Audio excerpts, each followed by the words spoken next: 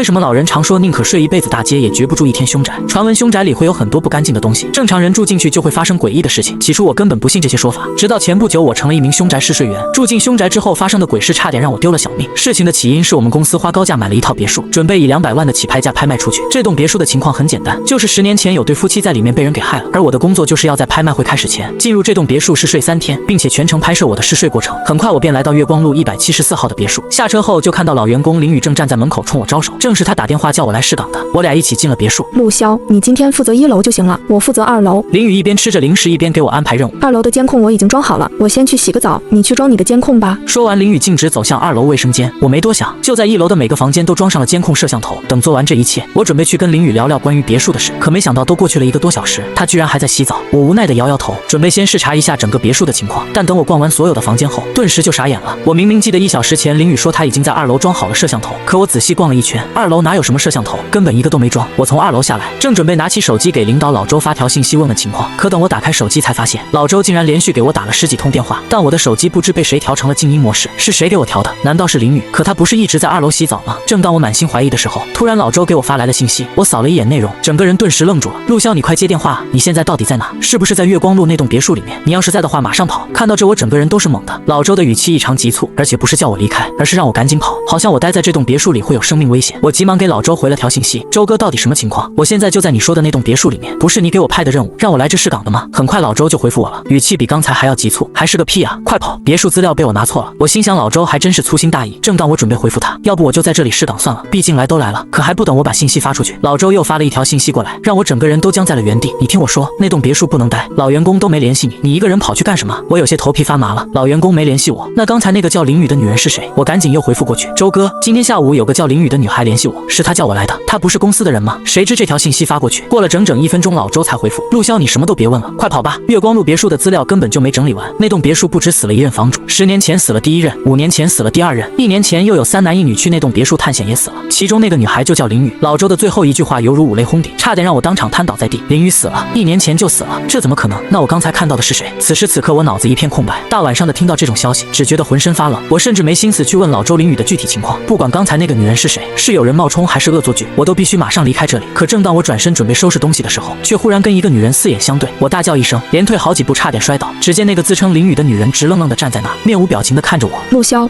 你大惊小怪的干什么？胆子这么小啊？林宇见我被吓着，突然扑哧笑了起来。此时他的笑在我眼里格外诡异。如果真正的林宇早就已经死了，那站在我面前的是谁？我不敢再往下想，更不敢跟他摊牌质问，只能强装笑容跟他拖延时间。林宇，我突然有点饿了，想出去买点东西。我心虚的撒了个谎，就要准备开溜。可林宇直接叫住了我，语气有些冰冷。饿了就点外卖，你不是有手机吗？再说这附近没有卖东西的地方。我僵硬的掏出手机，手指都在微微发抖。就在我掏手机的一刹那，我忽然瞥到林宇的脸色微微一变，他估计还不知道我已经看到了老周的信息，是怕我看到手机上的未接来电。我看你还是别点外卖了，我楼上还有点吃的，你跟我上去拿吧。林宇很快又改口，说着就朝2楼走去。我心想这下真的要完了，他这是想把我诱骗到2楼，肯定没什么好事。这栋房子接连出过人命，我要是跟上去，说不定就成了下一个受害者。我僵硬的跟在林宇身后，趁他不注意，偷偷掏出手机给老周发了条求救信息，周哥，快告诉我怎么办，我快没命了。好在老周关键时刻还算靠谱，立马回复了我，往1楼跑，从左往右数第3个房间，躲在里面别出来，不管听到什么看到什么都别开门，坚持到天亮就安全了。看到这条信息我眼睛一亮，总算有了一丝希望。此时也顾不上害怕了，我猛地扭头就往1楼跑，直接冲进第3个房间，砰的一声关上房门。做完这一切，我整个人都瘫倒在地，冷汗刷刷往外冒，双腿直发软。可我还没来得及喘口气，门外就传来一阵急促的脚步声，不用想也知道是林宇追来了。我手忙脚乱的又掏出手机，准备问问老周接下来该怎么办。可等我点亮手机屏幕才发现，居然没信号了。就在这时，房门被敲响，外面很快传来林宇不悦的声音：陆潇，你跑什么？你不是要吃的吗？我僵在原地，牙齿都在打颤，硬是吓得不敢回话。林宇见我不吭声，继续敲着门，语气已经有些不耐烦了：陆潇，你把门打开出来一下，我跟你交代一下工作流程。估计是见吃的不能引诱我开门，林宇又换了套路。可我哪是那么好骗的？见我还是不开门，林宇开始用力捶打房门，动静越来越大，从一开始的敲击慢慢变成了疯狂的砸门，那声音听起来仿佛随时都能破门而入。我呆滞在原地已经吓傻了，这种情况下我根本跑不出去，只能一直待在这个房间。突然又是一阵敲门声响起，我仔细一听，整个人差点窒息过去。林宇的砸门声还没停下，我身后竟然也传来了敲门声，我这才想起这个房间有2扇门，另一扇门直通别墅的院子。我僵硬的回过头看了一眼，浑身汗毛都竖了起来，竟然真的还有其他人在敲门，两边的敲门声交织在一起，让我绝望到了极点。后门外面到底是谁？是跟林宇一伙的吗？我只能硬着头皮冲了过去，准备把后门也锁上。好在我这人越是绝望，脑子反而转得越快。我发现林宇敲了这么久的门，始终没能进来，而且他一直让我出去，说不定他根本没办法打开这个房间的门。再加上上老周也让我待在这个房间等到天亮，看来这里暂时是安全的。我松了口气，又检查一遍后门的门锁，确认是锁着的状态才放下心来。紧接着我又看了眼房间的窗户，赶紧跑过去把窗帘拉得严严实实。虽然好奇外面到底是什么东西在敲门，但此时我根本没有胆子去看。正当我庆幸这个房间暂时安全的时候，后门敲门的人突然开口说话了，没想到也是个女人的声音。请问你是陆潇吗？我是公司派来接你的，你是不是在里面出事了？听到这个声音，我整个人欣喜若狂。公司派人来接我了，那我岂不是得救了？我恨不得马上离开这个鬼地方，立马就要跑去开门。可就在我的手已经搭在门把手上，准备开门的瞬间，我突然僵住了，猛地想起老周的警告，他让我不管听到什么看到什么都别开门，必须坚持到天亮。虽然我不知道这是为什么，但我相信老周肯定不会害我。而且我刚躲进来没多久，就算公司知道我出了事，也不可能这么快就派人来接我。我咽了口唾沫，走到窗户边，拉开窗帘，冲外面的女人喊道：大姐，我是陆潇，你真的是公司派来接我的吗？不一会儿，我就听到外面传来走路声，只见一个长相清秀的年轻女人出现在窗外，正一脸焦急地望着我。当然是啊，你领导说你出事了，让我马上接你回去，你快跟我走吧，这里不安全。我意味深长地看着她，并没有开门的打算。想了想，我又问道：是老刘给公司打的电话，让你来接我的吗？那女人愣了半秒，随即点了点头。我心里顿时一阵冷笑，我的领导是老周，全名叫周怀安，哪来的老刘？老刘压根是我瞎编的，他竟然还点头承认，肯定是在撒谎。再说了，就算真的是公司派人来接我，怎么可能大半夜派一个女人过来？这地方这么偏僻，别说女人了，我一个大老爷们都觉得害怕。公司的领导难道都是傻子不成？滚！我狠狠骂了一句，直接拉上窗帘，跑到房间角落躲了起来。照现在这情况，我只能等到天亮才能出去。外面那个女人见谎言被我拆穿，也不再跟我对话，在外面开始砸起了门。淋雨的砸门声也一直没停过。这两个女人好像催命鬼一样，就这么持续砸了好几个小时。我的神经一直都紧绷着，蜷缩在角落里瑟瑟发抖。这一晚上我根本不敢闭眼，生怕睡着之后他们会破门而入。就这样，我硬撑着等到了天亮。外面的砸门声还在继续，但很快随着一声鸡鸣响起，砸门声突然就停止了。我心头一喜，天总算亮了。按照老周的说法，只要天亮了我就可以出去。外面的人应该已经消失了吧？不过我这人比较谨慎，虽然砸门声停了，但还是担心他们在外面蹲守我，决定再等一会儿。我继续蜷缩在角落里，等待太阳完全升起。可没想到，由于昨晚一宿没睡，精神又太过紧张，稍微一松懈下来，我竟然睡着了。也不知道睡了多久，一阵手机铃声突然把我吵醒。我艰难地睁开眼睛，只感觉头昏脑胀。拿起手机一看，竟然有信号了，来电显示是老周。周哥，我连忙接通电话，差点哭出来。陆潇，你没事吧？电话那头老周的声音也有些颤抖，估计是以为我出事了。我还好，我昨晚听了你的话，一直待在那个房间没开过门。我忙把昨晚的情况说了一遍，然后问道：你现在在哪儿？我就在别墅外面，你先出来吧，我们一大帮人等你好几个小时了。老周的声音传来，我悬着的心终于放下了。看了眼时间，我才发现自己竟然睡了好几个小时，已经是中午12点了。我缓缓从地上爬起来，双腿早就麻得没了知觉。周哥，你能不能进来接我？没想到老周沉默了几秒，当场就拒绝了。陆潇，你现在是安全的，你还是自己出来吧。我一听就生气了，要不是他拿错资料，我也不会陷入这种险境。现在让他进来接我，他都不肯。我估计他胆子比我还小，大白天都不敢进这栋别墅。我挂了电话，直接打开门就冲了出去。可等我跑到大门口，才发现客厅的门早就被淋雨给锁死了。这门锁不知道是什么类型的，我用钥匙半天都打不开。无奈之下，我只能再次回到那个房间，从后门出去了。再次沐浴在阳光下，我激动的差点哭出来。这个地方我是一刻也不想多待了，连忙朝着别墅门口的方向冲去。等我从别墅出来，到了门口才发现老周的车就停在那里，旁边还有好几个公司的人。他们看到我从别墅跑出来，除了老周之外，其他人都显得很震惊，那模样就好像我能活着出来是个奇迹。随后那几个人全都朝我围过来问东问西，他们问的无非是我在别墅都看到了什么，以及我怎么会安然无恙的出来。说实话，受了一晚上的惊吓，我现在很疲惫，一个字都不想说。但我不知道这些人的职位高低，也不敢得罪他们，只能含糊的说看到了那个叫林雨的女人。他们听到林雨的名字，顿时脸色大变。可正当我要说我是躲在1楼第3个房间才保住小命时，我看到老周在朝我使眼色，看他的样子，似乎是不想让这些人知道别墅里的秘密。我只好随口撒了个谎，说我也不知道林雨为什么没伤害我。好了，吴主管，陆潇昨晚受了惊吓，这小子胆儿挺小的，还是让他先回家休息吧。别墅的事情我之后会详细问他的。老周走过来拍了拍其中一个中年男人的肩膀，明显是想帮我解围。那吴主管的职位没老周高，此时也不好再说什么，跟老周客套几句后，他就带着其他人走了。先上车吧。老周冲我招招手，我一言不发的跟着他上了车，整个人显得很萎靡。老周这人还算贴心，直接把我送到了出租屋楼下，还请我吃了份炒饭。吃饱喝足后，我这才缓和了一些，眼睛死死盯着老周。周哥，你是不是该跟我解释一下？尽管老周是我领导，平时也挺照顾我，但我此时还是很生气，毕竟他的失误差点让我丢了性命。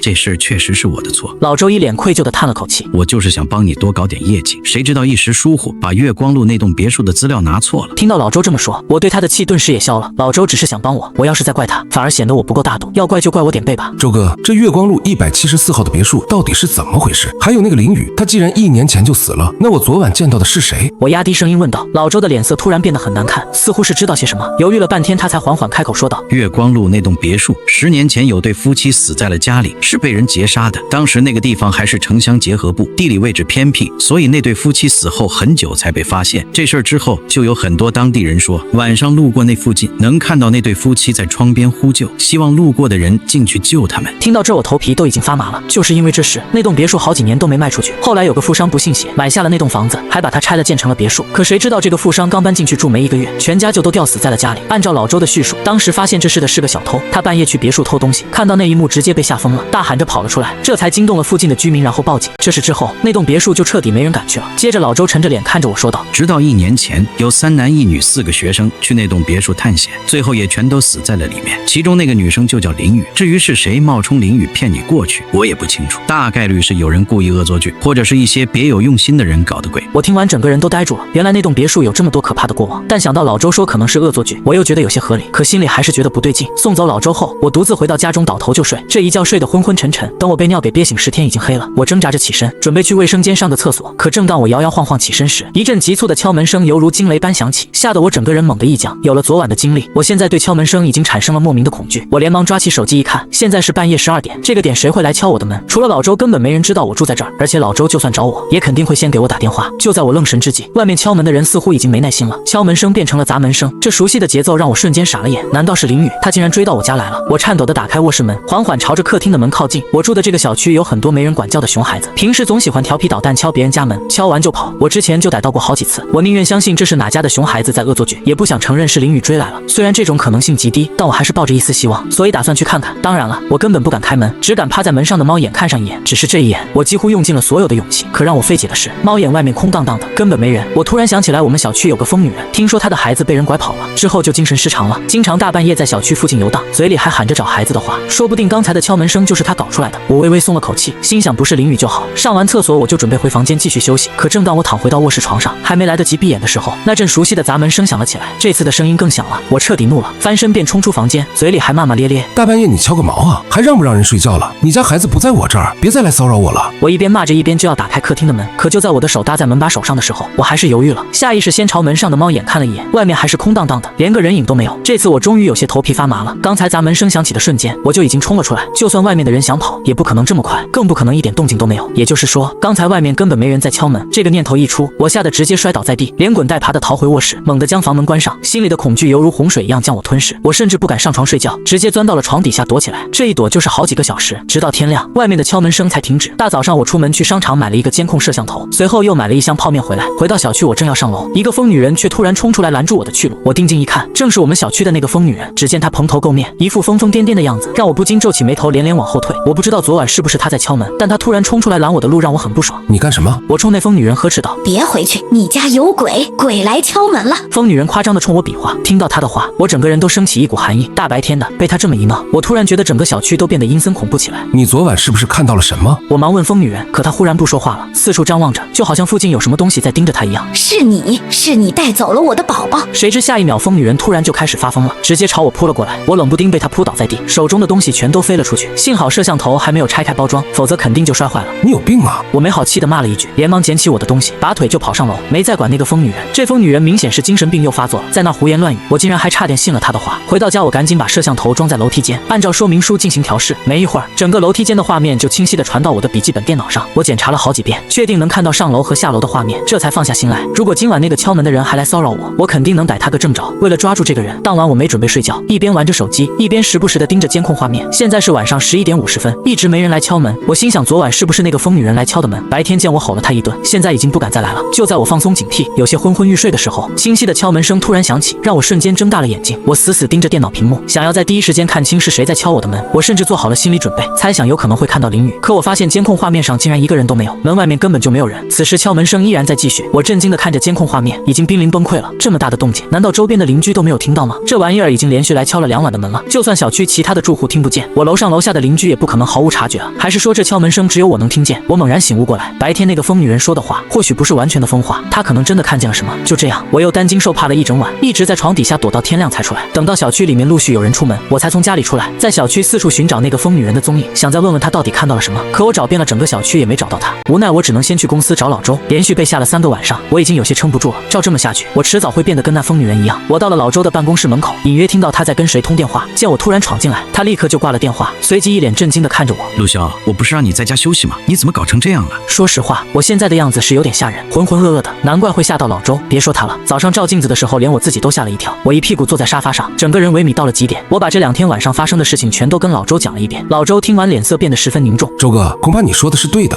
我一脸绝望地看着老周。林雨真的已经死了，但他现在死不瞑目缠上我了，我到底该怎么办？要不我辞职吧？那个林雨每晚都来骚扰我，好像不把我逼疯就不肯罢休。我真的想不通，我到底跟他有什么深仇大恨？老周看着我，脸色突然变得很难看。紧接着他说了一句话，彻底颠覆了我之前的猜想。老周告诉我，林雨并没有死。他的原话是：1年前真的有个叫林雨的女孩死在了月光路那栋别墅里面，但死的那个林雨跟我见到的林雨不是同一个人。闻言我惊得直接站了起来，不敢相信地看着老周。我好不容易才接受林雨已经死了的事实，可他现在又突然告诉我林雨还活着，这个反转也太大了。所以说我那晚在别墅看到的那个林雨根本就是个活人。依我看，可能从始至终都没有鬼，是有人在装神弄鬼，故意吓唬你，甚至想害你。老周拍着我的肩膀叹了口气，陆潇，你到底是得罪谁了？不然人家怎么还会追到你家去吓唬你？我一时有些懵了，不知道该怎么回答。我一直本本分分的做人，从来不敢主动惹事，更别说得罪人了。就在这时，我余光忽然瞥到老周桌上的一份资料，上面印有那栋别墅所有死者的照片。我拿起资料仔细查看，看到了死去的那个林雨的照片，发现照片上的人我并不认识，但其中有个女人的照片我看得真切，瞬间心惊胆战，浑身都开始发抖。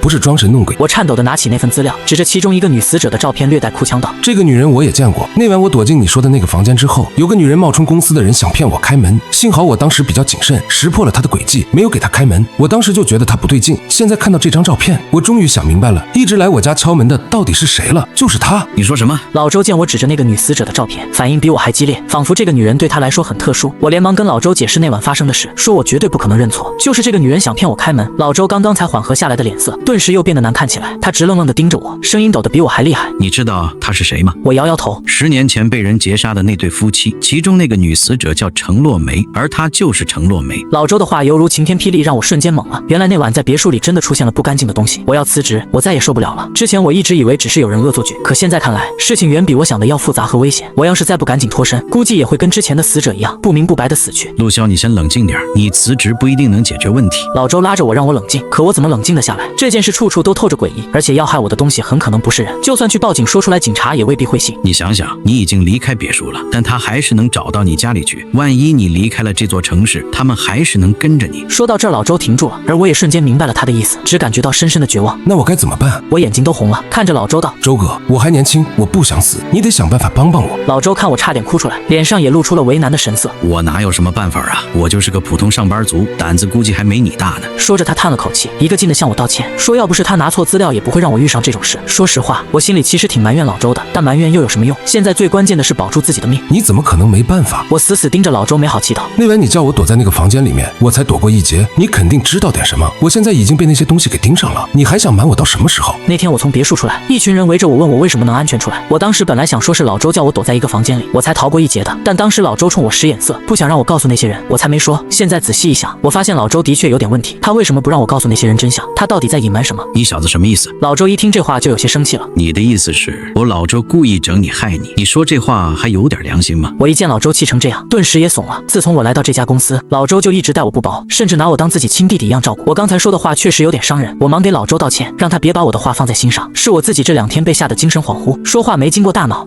算了。老周心胸宽广，没跟我一般见识，他缓缓解释道：我很久以前听老员工说过，那栋别墅里的那个房间是当年唯一没发生过命案的地方，而且门窗都经过特殊加固，相对安全。我当时也是没办法，害怕你出事，才叫你躲进那个房间里的。说实话，我也没想到真的能救你一命。我听完恍然大悟，然后不禁感叹，幸好老周当时病急乱投医，否则我现在估计也小命不保了。小陆，这件事的确是我害了你。老周叹了口气，一脸内疚道：但我真的不知道该怎么帮你，要不你去找一个叫霍师傅的人，我听别人提起过，他是一个很有本事的人，很多人遇到解决不了的麻烦都会去找他指点迷津。周哥，那这霍师傅叫什么？我该去哪里找他？我隐隐有些激动，仿佛抓住了救命稻草，准备今天就启程去找这个霍师傅。可老周却摇头告诉我，他只知道对方姓梅，具体信息不清楚。不过他说霍师傅会来我们兰江市开讲座，说是要向大众普及知识。好像就在今天，地点在北山那个青云观，你要不要去碰碰运气？离开老周那，我径直就赶往北山，希望能尽快找到那个霍师傅。北山虽然离市区不远，但山路崎岖，少说也要近1个小时的车程。如果我现在赶过去，差不多也快中午了。到了山脚下，我径直朝山上跑去，层层阶梯跑得我腿都快断了。一路上有不少来青云观烧香祈福的游客。要说北山这个地方，也算是我们兰江市的一处知名景点，尤其是山上的那座青云道观，几乎每天都会有很多人来这里烧香祈福。跑到半山腰上，我已经彻底跑不动了。我停下来，正准备休息2分钟，却忽然发现不对劲。只见此时下山的游客比上山的还要多，而且个个脸色都不太好看，带着几分失望。我一看情况有些不对，忙拉住下山的一位大爷询问：大爷，你们咋都下山了？这山上不是在搞什么讲座吗？那大爷看了我一眼，没好气道：你也也是来听霍师傅的讲座的。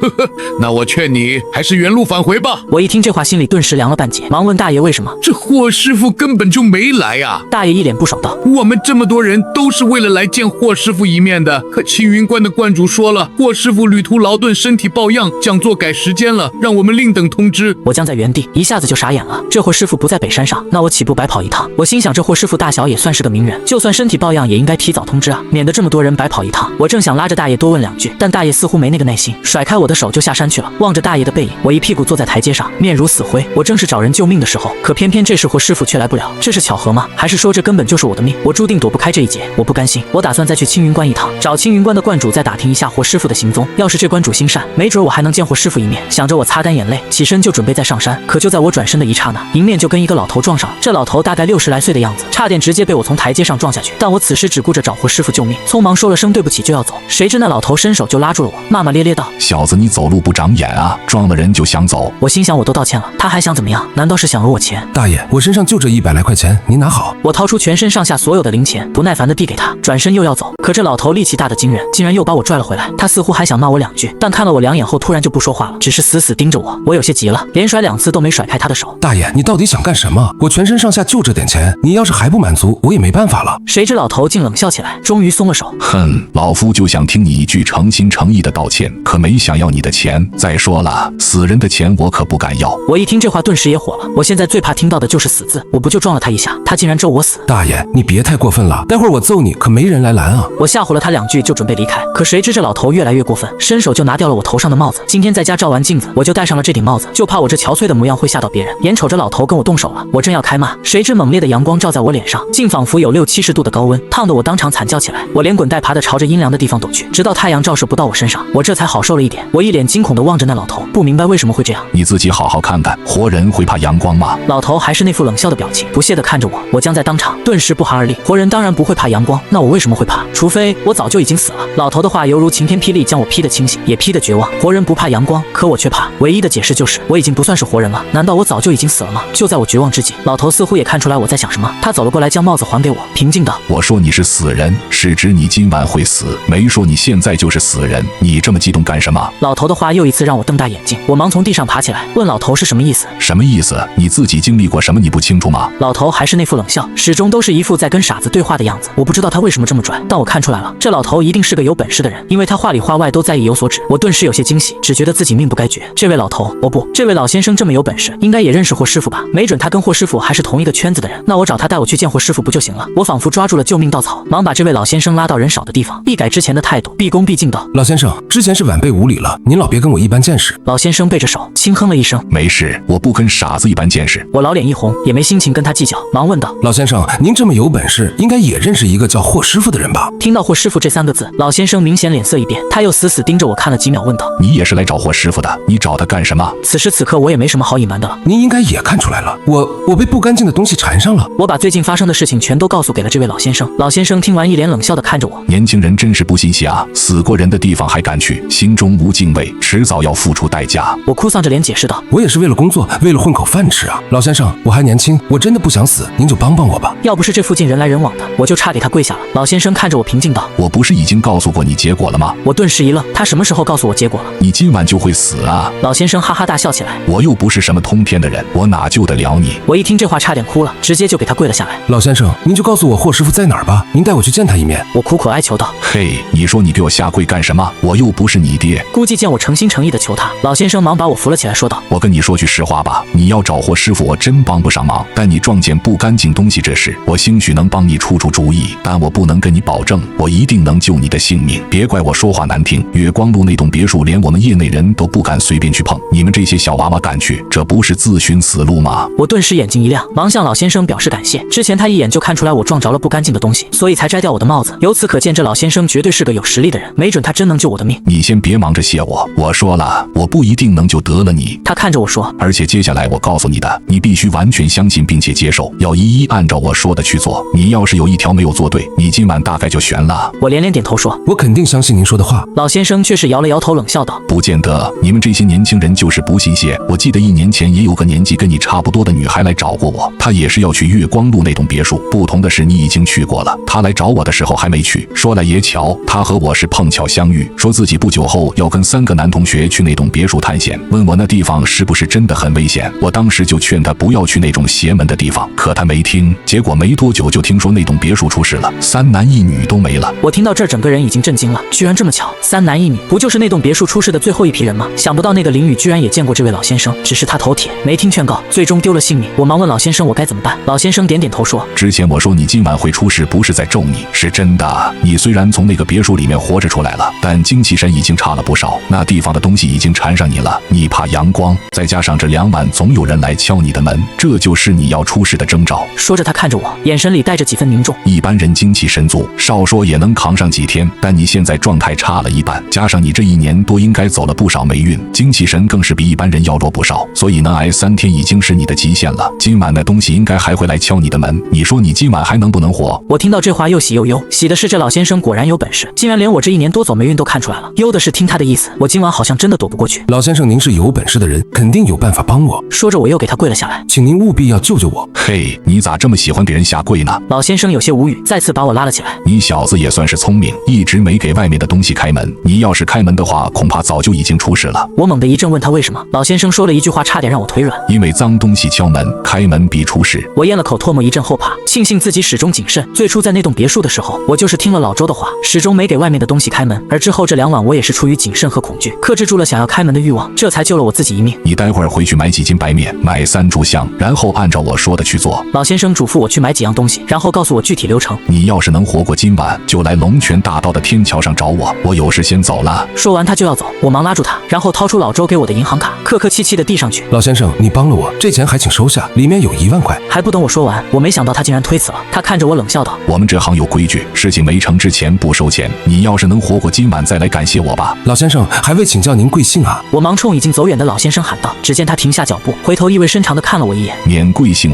霍青山。我点点头，下意识地回了一句，霍师傅慢走。旋即我愣住了，霍师傅难道就是那个霍师傅？我心中一喜，一下子就明白了。我连忙跑下山，去市场上买了好几斤白面。其实刚才霍师傅说让我买2斤就足够，但我总觉得2斤还是不太够，毕竟那个别墅出事的不止一个人，万一那个叫程洛梅的走了，她老公又来了呢？万一后面出事的也都来找我了呢？为了保险起见，于是我就多买了几斤。提着一大袋白面，我又去附近的纸扎店批了一大箱檀木香，以及一大箱白蜡烛，还有一些黄纸。那纸扎店的老板见我买这么多东西，顿时有些同情地看了我一眼，还安慰我，兄弟，你也真是命运多舛，家里一下子没了这么多人，要节哀啊。我听到这话当场就气着了，心道这老板会不会说话？但我忙着回家布置，也没工夫跟他计较。于是我付了钱，便抱着东西先回家了。回到家已是临近傍晚，但天还没彻底黑下来。我按照霍师傅的指点，先把门外的摄像头给拆了。根据霍师傅的说法，这摄像头没有半点用处，根本照不见任何不干净的东西。而且如果那东西有灵性，知道我装了摄像头，很可能我接下来做的事就会失效。我对于霍师傅的话是100%听信的，所以很快便拆了那个摄像头。等到天黑时分，我又提着从市场上买来的那几斤白面，在门外铺撒了厚厚一层，大约有2公分厚。铺好白面后，我便关好房门，然后将3炷香和1支白蜡烛拿了出来，又将黄纸撕了一堆。做完这一切，我才松了口气，回到卧室准备休息一下。此时天色已经彻底黑下来，而我也越来越紧张，但不知道是不是最近没休息好，加上今天又奔波了一天，我刚坐下来没多久，困意就如潮水一般涌来，让我眼皮直打架。没多久，我竟然不知不觉地睡过去了，直到一阵熟悉的敲门声将我惊醒。敲门声如期而至，仍然是凌晨12点准时被敲响。我并没感到惊讶，但仍有些心慌。随着第2阵敲门声响起，我浑身发抖地走到客厅，按照霍师傅的指示，拿上准备好的3炷香和1碗米饭。我把那3炷香插在米饭上，然后就去掏打火机。可实在由于太紧张，加上敲门声也变得越来越急促，我点了许久才把那3炷香点燃。程洛梅，我真的是无辜的，我求求你放过我吧。我一边烧着那堆黄纸，一边小声念着，这堆黄纸就是烧给程洛梅的。洛梅姐，你想要什么我都可以烧给你，你真的别再来找我了。我还年轻，我不想死。我知道你走得很惨，如果你有什么未了的心愿就告诉我，我拼了命也帮你完成。我一边烧着那堆黄纸，一边死死盯着那3炷香。按照霍师傅的说法，如果这3炷香是2长1短，并且是右边2支高，左边1支低，那我今晚就没事了，这是好兆头。可如果这3炷香最终是2短1长的状态，那我就完了，因为这代表不好的寓意。我心里不断祈求，希望能顺利度过今晚，千万别让这3炷香变成2短1长。可现实就是那么残酷，我怕什么就来什么。外面的敲门声已经变成了砸门的声音，那个程洛梅似乎迫切的想要进来带走我，而那3炷香也以肉眼可见的速度迅速燃烧起来，最终以2短1长的状态呈现在我眼前。我看着这2短1长已经快窒息了，这个程洛梅看来是铁了心要缠着我，我当然不能坐以待毙，立刻又拿出来1支白蜡烛。按照霍师傅的意思，刚才那堆黄纸是用来安抚程洛梅的。一般来说，你敬他1分，他也会让你1分，只要不是跟他有深仇大恨的，在得到安抚后，他也就不会再继续缠着人了。而2长1短和2短1长就是他的回应。显然这程洛梅并没有接受我的安抚，还回了我2短1长，执意要缠着我。在这种情况下，我已经算是陷入绝境了，只能继续安抚程洛梅。我立刻将白蜡烛立在地上，再次点燃，然后二话不说，跪在地上就给门外的程洛梅梅磕头。霍师傅曾说过一句话，凡事都有来有往，都有自己的规矩，有些规则不光是人要守，那些东西也要守。我跟这个程洛梅并不认识，也就没有什么纠葛。我既然给他磕了头，他就必须放过我。如果他不肯放过我，执意要伤害我，他就会背上我的因果。我若是出事，他也不会有好结果。总之一句话，我要是出事了，他也讨不到好。虽然这听起来很有道理，但我始终觉得有些悬。如果程洛梅怕这个，他也就不会让那栋别墅之后的2批人出事了。那些人的因果加起来也够他受的了。砸门的声音还在继续，我一边磕头，一边盯着那只白蜡烛燃起的烛火。突然烛火开始变绿了，我家的门也好像随时都能被砸开。霍师傅说，一旦烛火变绿便是不好的迹象，那东西马上要进来了。而一旦烛火熄灭，就代表我要出事了。我眼睁睁看着烛火变绿，却根本没有半点应对之法。我知道我可能真的要完了，因为烛火不光在变颜色，还越燃越微弱。为了活命，我头都已经磕破了，可这依然换不回我活下去的机会。随着烛火彻底熄灭，我干脆不磕了，索性直接闭上眼睛。烛火一灭，程洛梅必然要对我动手。来啊，老子就算出事，也不会让你好过。我浑身剧烈颤抖着，几乎是扯破喉咙冲着门外大喊。可等我骂完，门外突然就没动静了。那一瞬间，我心都提到了嗓子眼。我不知道接下来会发生什么，但此时此刻，我竟然一点异常的感觉都没有。我胆战心惊地睁开眼睛，立刻靠墙死死盯着那扇大门。程洛梅呢？她不是要进来找我吗？我四下张望，却并没有发现任何动静，也没发现她的踪影。我惊奇地发现，我好像没事，而且程洛梅也不见了。我松了口气，总算是得救了。